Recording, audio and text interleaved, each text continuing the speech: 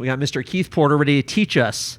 So to get your notepads ready, get your spectacles on, get your information overload device in your brain ready to accept some great information from Keith. So thank you, Keith. Really excited to hear your talk here. Everybody give it up for Keith.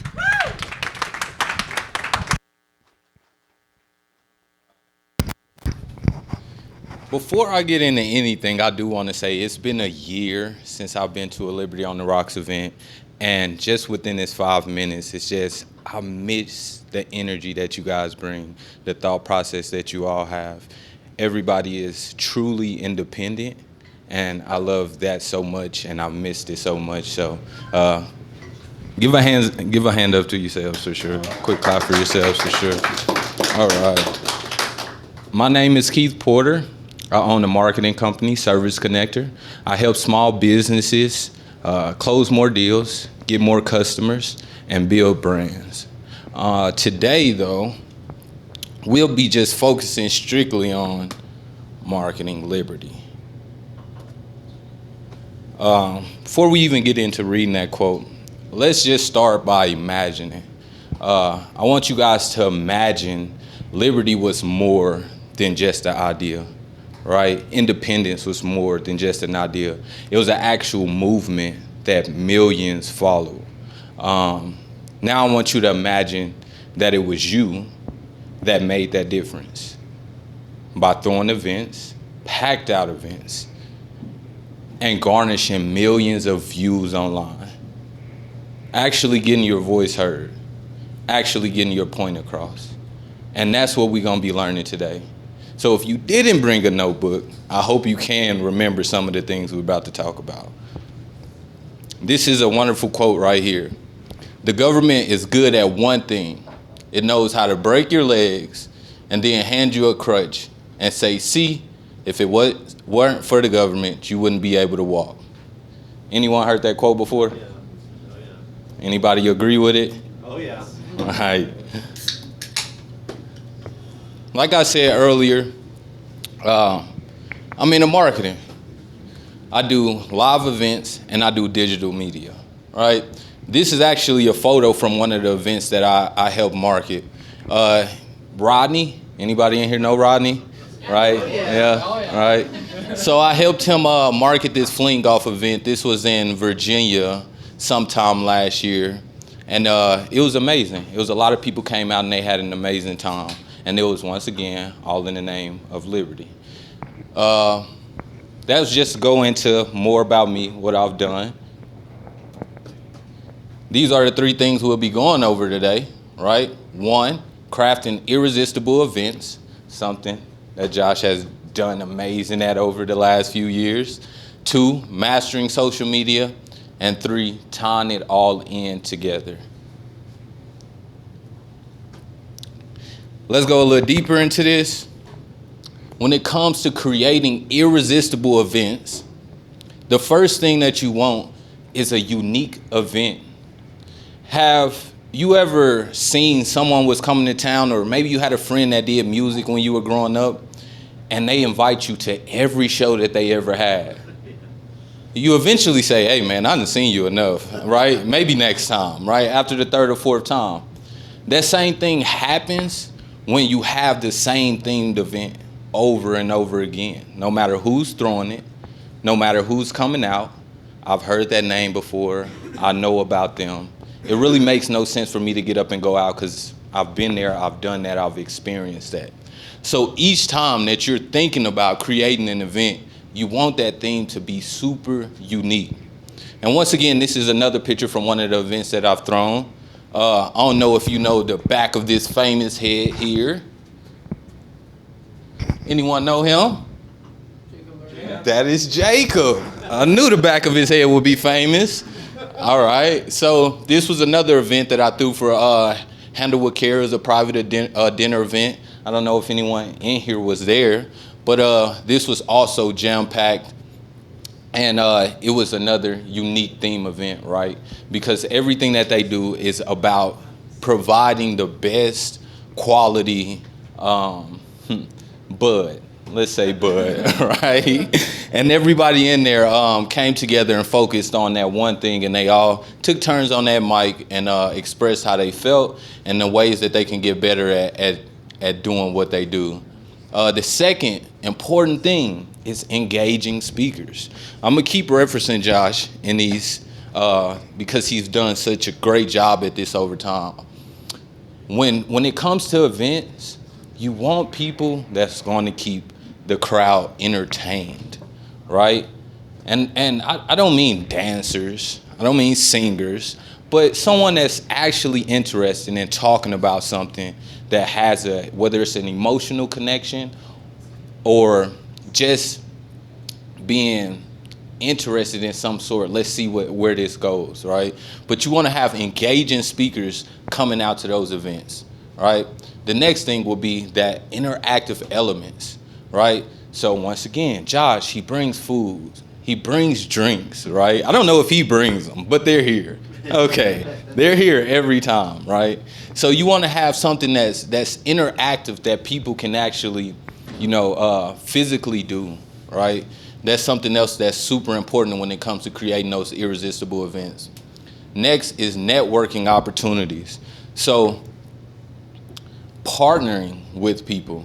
This could be a local coffee shop, right? This could be a social media influencer, a podcaster, right? This could be your neighborhood hairstylist, right? Someone that's going to help get your message out there. You network and let the words itself just travel without actually having to put in that extra work. And putting in extra work on top of that to get you more results. But it always starts with that networking, phone calls. Those moments matter the most. Then we can go down to media coverage.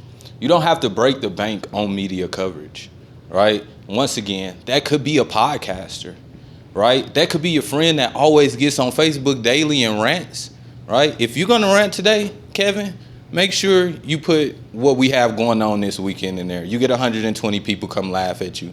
Throw this in there and let me get some of this coverage from you, because all publicity is good publicity, whether good or bad. So I know some of y'all are thinking like, okay, you saying all of that, but what does that actually look like, right? So here's just an example event of that. And let's get a little interactive in here. If I say anything on this screen that would be interesting to you and will make you want to come out to this event, raise your hand and keep it raised until the end of the slide. Hopefully no one's arm fall off. All right. The theme would be taxation is theft. If just by the name you would be interested in coming out to that event, raise your hand. Okay, there we go. And at this event, we have Ron Paul speaking, Spike, Ross Ulbricht. If any of that would make you want to come out to this event, raise your hand. All right. Interactive elements. At this event is going to be a live debate with Jared Polis. Right? Right? You would all love to see that, right? We have to carry the speed. Right? And then networking. It'll be free food sponsored and provided by STK Steakhouse. Would that be enough to get you to come out? Right? Free food from STK, right? And let's say you heard about this on your favorite podcast before you went to sleep. When you woke up the next morning, you seen it on your morning news as a commercial. On the way to work, you heard it on the way to work, you seen it on the billboard. If it was just in occurrence like that, you went to sleep, you heard it on the podcast, you woke up, seen it on the news, and you seen it on the billboard on the way to work, right? I don't know if you were looking around the room, but by the end of this, everybody here said they would have attended this event, right? And it's just because it hit all of those points. One could be enough, but having everything on this list is guaranteed to have your spot, I would say, cracking, right? It's going to be popping. It's going to be lit, right? Let's get into social media, right? When it comes to mastering social media, the first thing you need to focus on is a platform. And social media platforms are pretty broad, right? Some people like X, some people like Spotify, some people like YouTube, Instagram. It's pretty broad. You have Reddit, right? Just wherever you feel like you can gain the most traction and stay consistent, that's probably where you should start with. Then it goes into content strategy. What do I mean by strategy? What type of content will you be creating? Are you doing short form content? 10 seconds, 12 seconds? Are you doing something like this? Memes? Are you doing long form content? 15 minutes, 20 minutes, 30 minutes, right? So first choose that platform, then choose the type of content that you will be creating, right? And then you go into engagement tactics. So this is something as simple as polls, questions, open-ended questions where people can comment. Even if you start an argument in the comments, that's important because it's going to keep the algorithm bumping your posts, right? So arguments are very important. You might not want it, but it's good. So polls, questions, anything along those lines is good for engagement tactics. Memes. How many politicians do you follow on social media and see like they just love memes? If you go to Trump page, if you go to Biden page, if you go to any of these people pages, they're going to have memes all down their page, right? I don't know why memes are so big for politics, but it's the thing, right? So if you want to start easy, that'd probably be a good place to start. And the fella spoke on this in his 30-second soapbox. And this is a funny one. This is a funny meme here. Corporate needs you to find the difference between these pictures. Democrats, Republicans. She's at the bottom. They're the same picture, right? You can't fool me. And that last thing is consistency and authenticity, right? So you want to be authentic. You want to be you. You want to be yourself, something that you can easily wake up and replicate every day. You don't have to think about it. It just comes.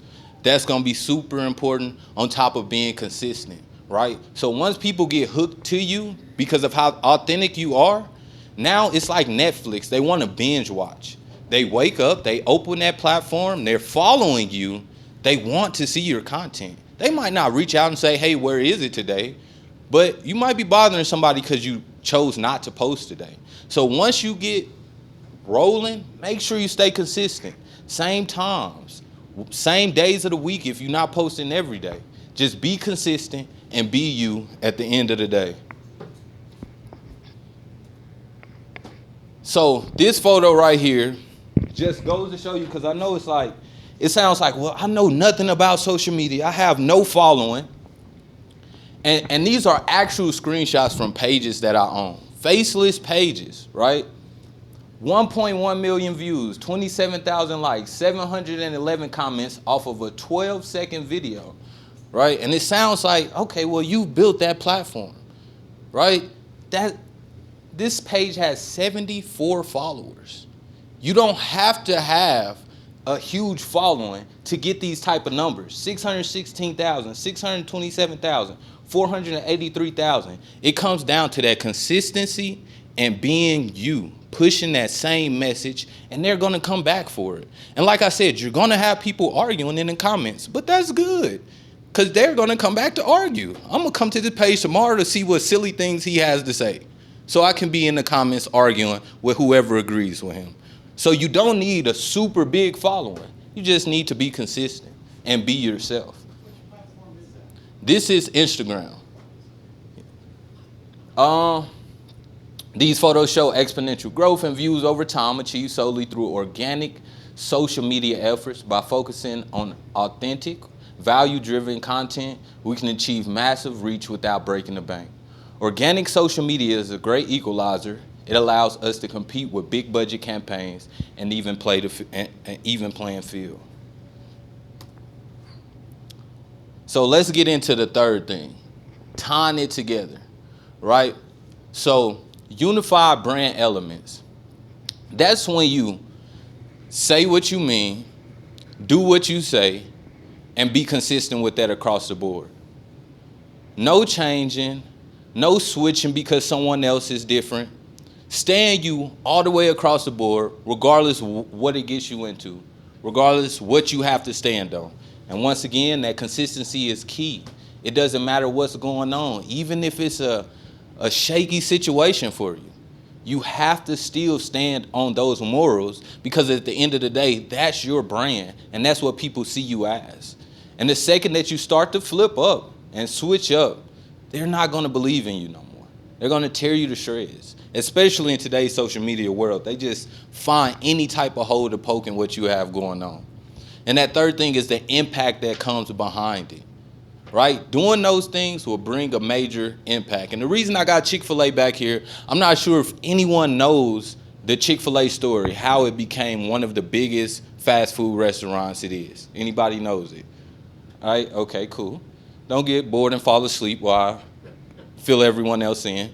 So the owner, CEO of Chick-fil-A, went to a high-class resort. And he was there for a few days. And everyone from the person that checked him in to the towel boy, every person he met that worked at this resort spoke to him and put him on a pedestal, right? They treated him like royalty. And he enjoyed that so much. When he got back home, that's all he could think about. And at that moment, he decided, you know what? I'm going to implement this in my business. And the first thing he did was went back and had everybody on this hiring team teach everybody coming on how to treat customers like royalty and put them on a pedestal. And the biggest thing was how they speak to people. My pleasure, right? And that, just something as simple as that, took them from being fast food to being different in their own box compared to Burger King, McDonald's, thank you, right? So just how you treat people change everything about them, and they're no longer really looked at fast food. Some people might argue with you about it, but if you was to say, name five fast food restaurants, people are not going to say Chick-fil-A. They're going to say things like Burger King, McDonald's, everything else, because it's just not seen as a fast food restaurant until you really go into deep thought about it. And that's because that's how they treat you. Chick-fil-A ties everything together, integrating this think different messaging and customer experience. This approach creates a strong, recognizable brand that resonates with its audience and reinforces its core values at every touch point. Right. So, tying it in together. Anyone heard about the Ruby Jean story that's going on in Missouri right now? Okay.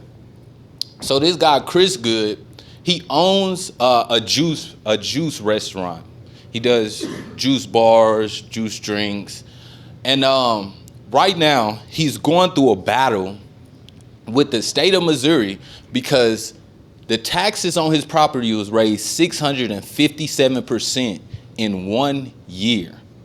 657% in 1 year. That's like it just sounds unrealistic.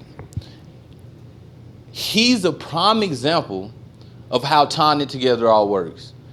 When this started going on, the first thing he did was reached out to the small blogs and pages in the city, right? The ones closest to him. And it only took 3 or 4 pages before it became a trend. Now everybody wants to be cool too and post about the Ruby Jean story. And once everybody in the city start posting it, then you have social media influencers in other states posting it. Now that they're posting it, it eventually got to the point to where CBS picked it up. Now he's on CBS News, right? From 50 Second and Truth of Kansas City, Missouri to CBS News, just because he started by asking the closest platforms to him, 1,000 followers, 2,000 followers, can you post this for me? And then they all start trending and following it, and then it led into something else, right? Ruby Jean Juicery owner Chris Good has appealed a 657% property tax increase and plans to sue Jackson County if the state representatives aren't successful in defending his business. Ruby Jean's is now the single highest tax property in Jackson County and has made national news.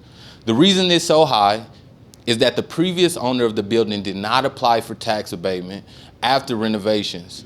When Good took over, he was left with the rising price. A physical inspection is required when the property's taxes are increased by over 15%. But Good says no one sets foot on his property. They don't know we need a new roof, he says. They don't know anything about the property. They don't know that there's a crack in the south side of the building. A computer formula gave us the single largest increase in Jackson County. I mean, I couldn't imagine how I would feel if my property taxes went from $6,000 to $36,000 in a year, right? And I'm probably scraping for pennies to keep the doors open, especially in a place like Missouri where the economy is just super slow. And this is a perfect example of tying it together. I don't know how this is going to end for him, but he's getting major coverage. And it didn't cost him a thing, not a dime, not a penny. He's on CBS News and the story is being spread, right? So now, I want to ask everybody in here, right, to take what we just went over and do something with it. I want you to throw your own events, right? I want you to actually get on the internet and post consistently. Post how you feel. Don't be scared how people's going to respond, right? They're not scared of posting and caring how you respond. So why should you care how they're going to respond? So wake up every day, be consistent, post something, plan an event, right? Whether it's you, a couple friends, doesn't matter. Start somewhere, right? So take these tools, create events that pack the room, posts that go viral, and a message that unites. Start today. Let's make liberty a movement no one can ignore. And this is another amazing quote. The cause of liberty is only as strong as the voices who carry it. All right? So, who's going to carry that voice of liberty? All right? Okay, 3 people. 4. All right. We got a couple in here that will. Now the fun part. Awesome. Everybody give it up for Keith. Great presentation. Perfect. So raise your hand if you got a question. Head on to the back. You have a marketing business. Are you looking for new clients? I am. Because I need all the help I can get, bro. For sure. I'll talk to you after.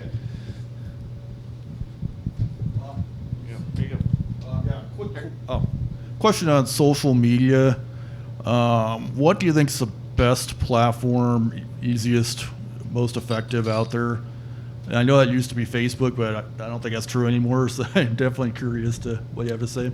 Okay. Find that by demographic. Right.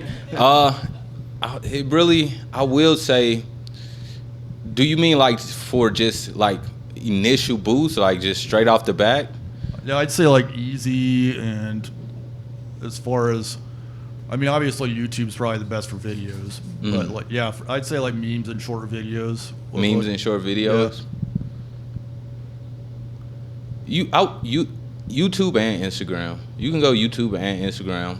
Reddit is also great for memes as well too. You can find a lot of good groups in there, and you'll get a good amount of following fast as long as you're posting like things that's super connected with whatever the group is, for sure. YouTube, Instagram.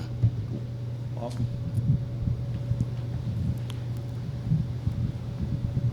So I was honestly super impressed when you showed those Instagram analytics, 1.2 million views. Congrats. How long did that take you of grinding? And also, where do you get the content that you actually post to be consistent? For sure. It took 3 weeks to garnish that 3.7 million views. I was posting 8 times a day, every 2 hours. And at first I was creating the content myself. And then I just started clipping to make it faster and easier to create this content. I was clipping and reframing. We know how the social media do it, right? Or just a media period. They could take one thing and you have 3 different stories just depending on who's posting it. And I would clip. It could be from Fox, CBS. And then I'll say what I think of it. And like I said, let people argue in the comments. They either gonna agree or don't agree. Yeah. They're gonna say something. Yeah, they're gonna say something. Yeah. I got a question here. Okay. What are some of the biggest mistakes people make in terms of marketing? So they create a platform, they're posting all the time, this and that. But where are the mistakes found?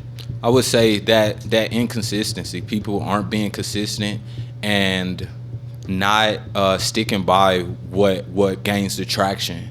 Soon as they start getting some attention, they get happy-go-lucky and just divert to something totally different, right? Once you get that following and once you get people behind the movement that you're building, make sure you stick strong to it.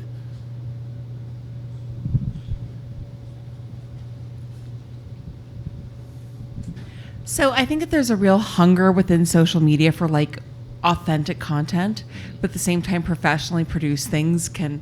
What have you seen in terms of like the results for things that are professionally produced by a videographer versus like, you know, selfie kind of stuff and everything? Like, I would say, depending on the platform, for Instagram, they want to see more professional content. But when you get to YouTube, when you get to TikTok, they want to see things that's more relatable, right? They want to see a dirty room. They want to see actual like moments. They don't want it to feel rehearsed. Even if it's rehearsed to feel natural, that's what you should do. Like you should rehearse being natural. And right, it sounds crazy, but like I'm not sure if you guys know Casanat. He's like a super big streamer right now. And he still streams out his bedroom, and it looks like it's his bedroom, but he has over like $200,000 worth of cameras surrounding him. But it looks like he's on his computer. And you will see behind the scenes, when he has guests come over, these famous guests come over. He has Kevin Hart and people that's super famous come to his room, and you will see it's like cameras everywhere, and it's a whole nother room, and it looks like super security of the world, just cameras all around them, and they're just producing everything. But they want it to look organic. They want it to look real. So they still have him placed in the bedroom looking like he's just on his computer. But it's thousands and thousands of dollars put behind the content that's being created. So looking organic still matters in today's internet for sure. What is this content? I'll get to you here. He's a Twitch streamer. You said, what is his content? Yep, he's a Twitch streamer. What? Twitch. Twitch. What does he do? Dance, sing? Oh, no. He just, at first he was just talking. He like, talk to his chat. They say funny things, he say funny things.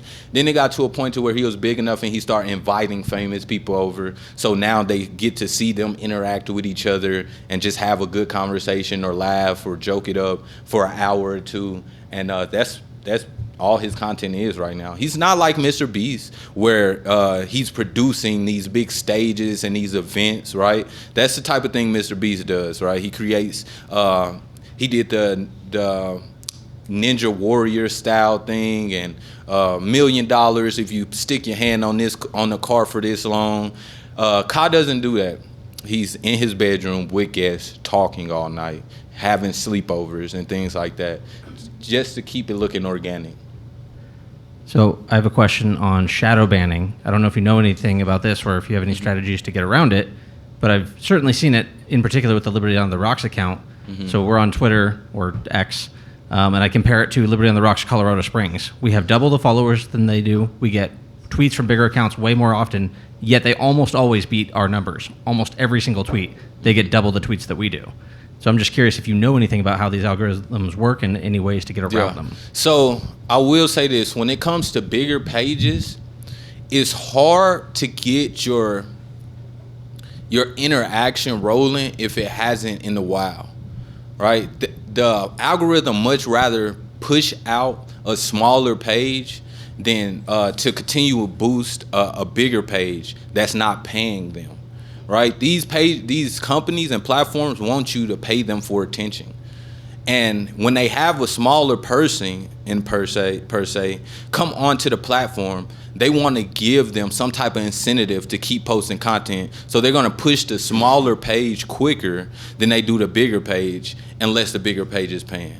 Right? So if you start going out and trying to pay social media influencers, you'll notice that their engagement is super low. They might have 1 million followers and get 2% engagement compared to a smaller page that might get 30% engagement. And that's because the platform is pushing that smaller page out.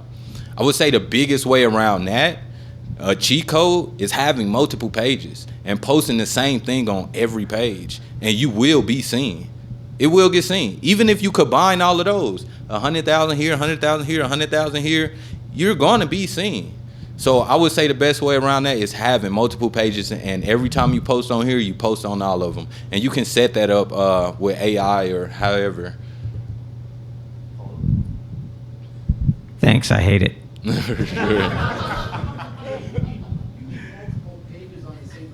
On the same platform, yeah.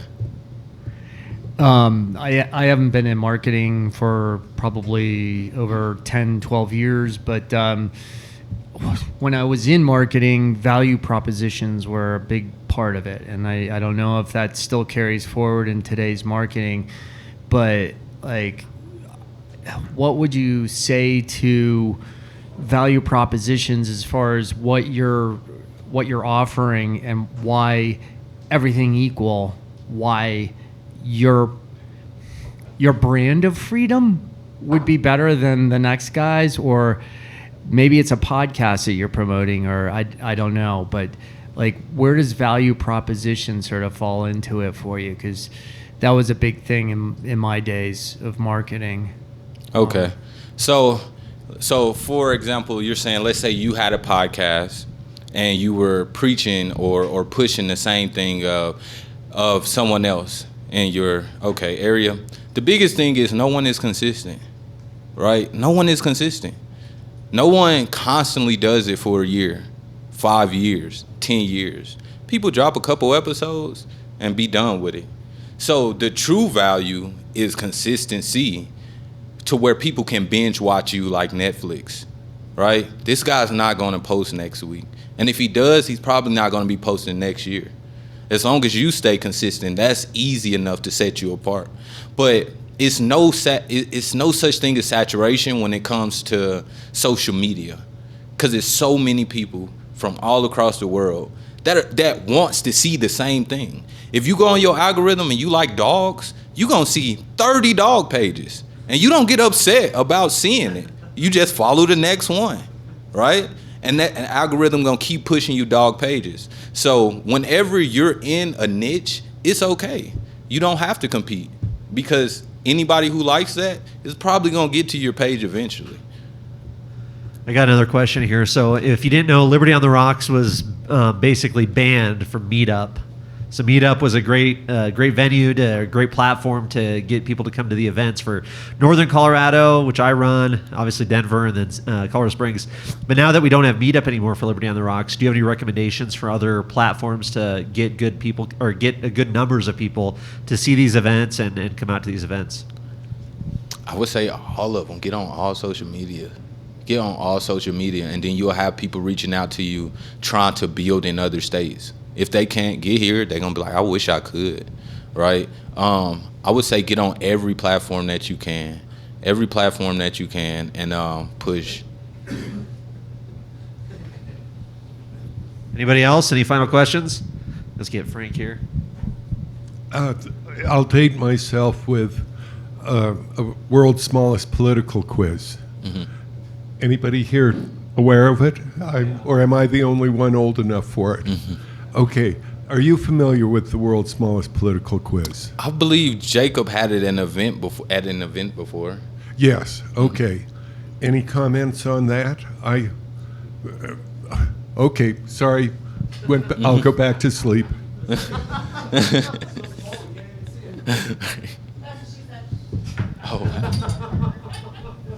What about using like quizzes and stuff like that for engagement? Oh yeah, that would be amazing. Just Yeah. repeat your question for the thing. Yeah, I'm just I've seen like a lot like on Telegram and like well, mostly Telegram. They do a lot of like voting. Mm-hmm. You know, where they'll Like pose a polls. question and then you'll respond.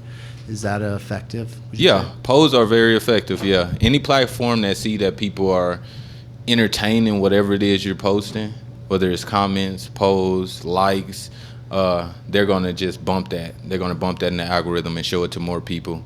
So the answer to the world's smaller quiz, yeah, if you was to post that on the internet and you get some traction behind that, it'll be awesome actually to be like one of the first to push that on social media and make it viral to where everybody wants to go take this quiz, right? Especially if you can get the younger generation to do it and it becomes a trend on TikTok or something. That'd be big. Political compass memes were already popular on Instagram and shit for a while. Okay, for sure. Okay, for sure. So when you said you were posting like 8 times a day, every 2 hours, that kind of scared me. I was like, oh man, I'm posting once a week. Right. And the second thing, I guess, is how do you find so much inspiration? I mean, you said you copy pasted things and just said what you think. I guess for arguing for liberty, maybe that's easier because there's almost no liberty anywhere. But if you have a particular marketing message that you want to bring out, I would imagine getting inspiration would be really tough if you tried to do it 8 times a day. Mm-hmm. I would say seeing and appreciating the small steps along the way. When you only have one person liking it, 2 comments, then the next few days you have 10 comments, 20 people liking it, right? That just inspires you to go. And then, like, my biggest thing is I would go to the local news stations. I would go to their YouTube, and I would see how many views they had, right? I'm like, oh, you only have 21 million views? If I did this for 3 years straight, I would have caught up to, I would have caught up to you, and you've been doing this or in business for 40 years, 50 years, and it's just little old me. So the biggest inspiration for me is being able to beat out Fox 31 by being consistent, right? Because that's true power when it comes to politics. That media is true power when it comes to politics because that's how they're framing everything and programming everybody else, right? And that's probably why a lot of us don't watch the news because we know that it's just a way to program us, right? So that would be the biggest inspiration, trying to beat out the people that I don't like. Hey, question. Do you work with X? I mean, how does that work for you, and does it help you? Yeah, X is good. I would say the biggest thing with X that matters the most is video retention. Like, you can have no followers on there. As long as the people that do scroll past, stop, and watch your video all the way, they're going to keep pushing that out. And that's the biggest thing on X. Like, post videos, probably start with short form to make sure people will watch the whole thing, that 10-second, 12-second. And they'll just keep pushing that out and stay consistent there as well. Perfect. Last question. Where can people follow you? My personal page, King Wealth himself, on Instagram. The company pages are Service Connector and also Connection Session on every social media. That's YouTube, Instagram, TikTok, Facebook. You can find us on every and anything. Awesome. Everybody give Keith a round of applause. That's our talk for tonight.